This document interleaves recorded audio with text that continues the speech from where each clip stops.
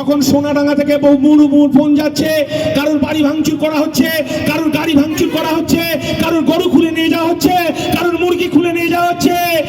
এই রুবিকে আমরা দেখেছি এই নৃশংসভাবে এই কামদেবপুর হাটে কিছু দুষ্কৃতী তাকে বোমা মেরে খতম করে দিল।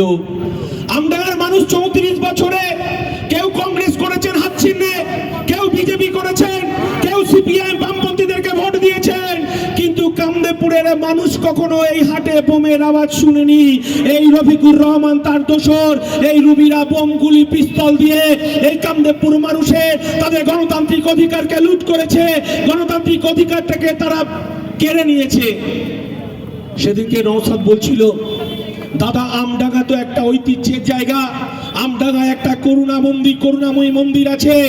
আমার লজ্জা হয় যে এই রাজ্যে যখন আমরা দেখি কালীঘাট মন্দিরকে মমতা বন্দ্যোপাধ্যায় হেরিটেজ করে, দক্ষিণেশ্বর মন্দিরকে হেরিটেজ করে, পর্যটন শিল্প করে, আর আমডাঙ্গার এমএলএ সে তো ইংরেজি বলতে গিয়ে তার দাঁত ভেঙে যায়।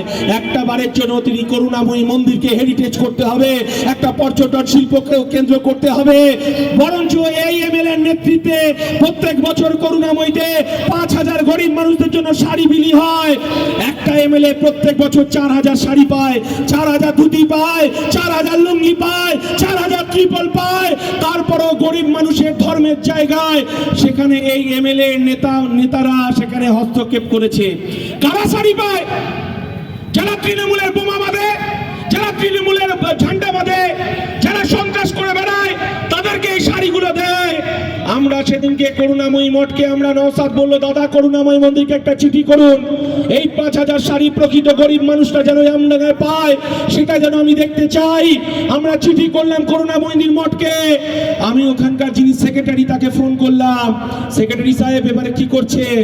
উনি বুঝতে পারেন না, আমি তো ভদ্র ঘরের ছেলে, 2 কলম পেটে বিদ্যে আছে। আমি ওনাকে বললাম যে শাড়িগুলো যেন আদিবাসী দলিত গরিব মানুষগুলো যেন পায়। বলছে আপনি কি, আপনার কথা শুনবো না। আমি সঙ্গে সঙ্গে নওশাদকে জানিয়ে আমি থানাকে জানিয়েছি, ডিএমকে জানিয়েছি, বিডিওকে জানিয়েছি। আমি বলতে চাইছি আমার স্টুডেন্ট ফোন ওখানে ক্যামেরা নিয়ে থাকবে। কোন তৃণমূলের বাড়ির নেতারা যারা বোমবাদে যদি শাড়ির লাইনে দাঁড়ায়, তাহলে আইএসএফ কাকে বলে আর নওশাদ সিদ্দিকী কাকে বলে, আমরা সেই কথাটা বুঝিয়ে দেবো তৃণমূলের নেতাদের। একটা মন্দিরের শাড়িটা পর্যন্ত ছাড়ছে না, বুঝতে পারছেন? এরা কয়লা খায়, আপনারা তো জানেন। আমি অনুব্রত মণ্ডলের প্রসঙ্গটা পরে আসছি। এরা কোনো কিছু খেতে বাদ রাখছে না। আচ্ছা, আমরা তো হাসিম আব্দুল হালিমকে 8 বারের আপনারা এমএলএ করেছেন। হিন্দু, মুসলমান, আদিবাসী, দলিত সবাই ভোট দিয়েছেন। একটা সময় এই আমডাঙ্গার ঐতিহ্য, এশিয়ার কমনওয়েলথে যখন তিনি প্রেসিডেন্ট ছিলেন, তখন এই আমডাঙ্গার ইতিহাস আমরা সারা পৃথিবীর মানুষ জানতো। আর এই 11 সালের পর এই আমডাঙ্গার মানুষ বোমা, গুলি, পিস্তল দিয়ে চিনছে। আচ্ছা, আমাদের প্রত্যেকের স্বাধীনতা আছে। কেউ বিজেপি করবে, কেউ তৃণমূল করবে, কেউ সিপিআইএম করবে, কেউ ফরওয়ার্ড ব্লক করবে, কেউ আইএসএফ করবে, কেউ হাত চিহ্ন কংগ্রেস করবে। এটা তো তার গণতান্ত্রিক অধিকার। কিন্তু এখন আপনারা দুটো ধ্বনি শুনতে পাই। এক হচ্ছে জয় বাংলা, যে জয় বাংলা স্লোগানটা শেখ হাসিনার পার্টির দেওয়া জয় বাংলা, এটা বাংলাদেশের স্লোগান জয় বাংলা। আর জয় শ্রীরাম বলছেন, আরে আমিও তো হিন্দু ঘরের ছেলে, আমিও তো রামকে পুজো করি। রাম কি জয় শ্রীরাম ধ্বনি দিতে এই যে অস্ত্র মিছিল করতে বলেছে নাকি?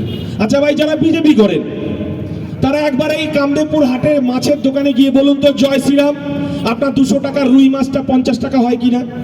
আর যারা ভাই তৃণমূল করেন, একবার ওই মাছের দোকানে বা মুদিখানার দোকানে গিয়ে বলুন তো জয় শ্রীরাম, আপনার সর্ষের তেল 180 টাকার সর্ষের তেল সেটা 50 টাকায় হয় কিনা?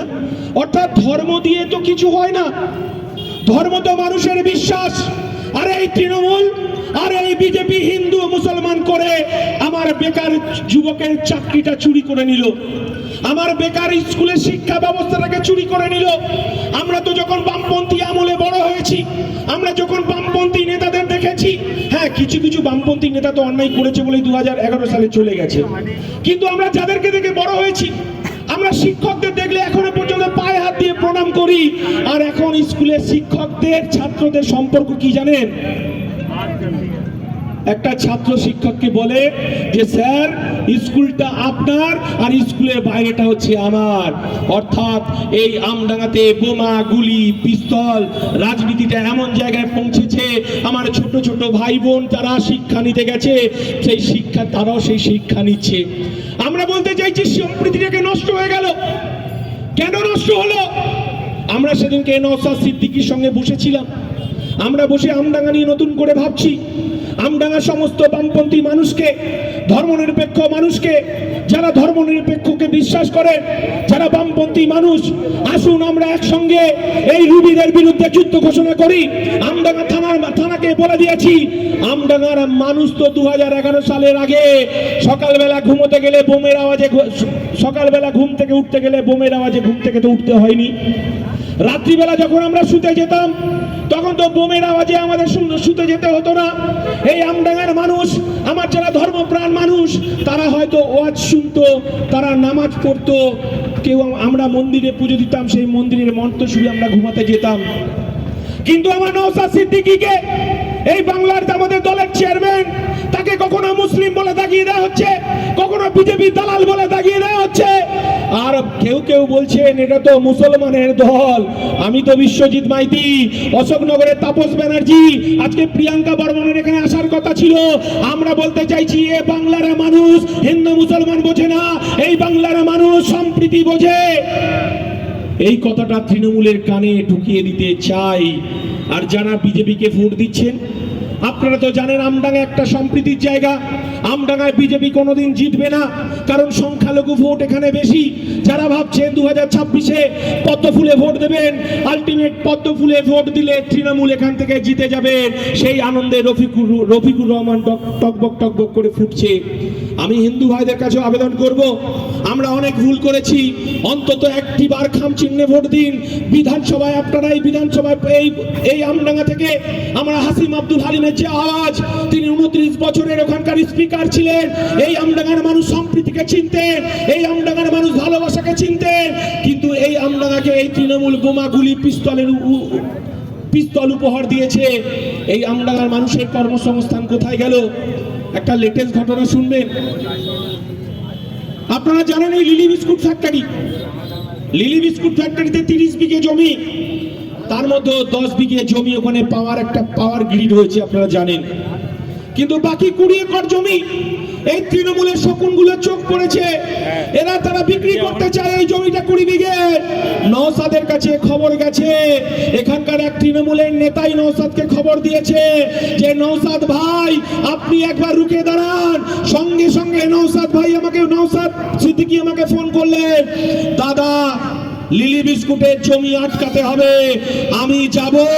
একদিকে বিশ্বজিৎ মাইতি থাকবে, একদিকে নওশাদ সিদ্দিকী থাকবে, একদিকে রাকেশ বেরা থাকবে, আর বামপন্থী বন্ধুদের সঙ্গে নিয়ে আমরা রুখে দেব। এই লিলি বিস্কুটের জমিকে আমরা বিক্রি করতে দেব না। ওখানে এই আমডাঙ্গার বেকার যুবকরা, এখানকার আপনারা যদি জানেন সবাই জড়ি শিল্পের সঙ্গে যুক্ত। আমরা বলতে চাইছি, যদি ওখানে একটা বস্ত্র শিল্পের হাব হয়, হাজার হাজার মানুষ, এই বেকার মানুষ, আমডাঙ্গার অল্প শিক্ষিত, একটু বেশি উচ্চ শিক্ষিত মানুষ, এই লিলি বিস্কুটের কারখানায় ওখানে বস্ত্র হাব করার দাবি তুলেছি। আমরা ওখানে বস্ত্র হাব করতে চাই। আমরা বলতে চাইছি, এই আমডাঙ্গাকে লুট করেছে তৃণমূল, আর লুট হতে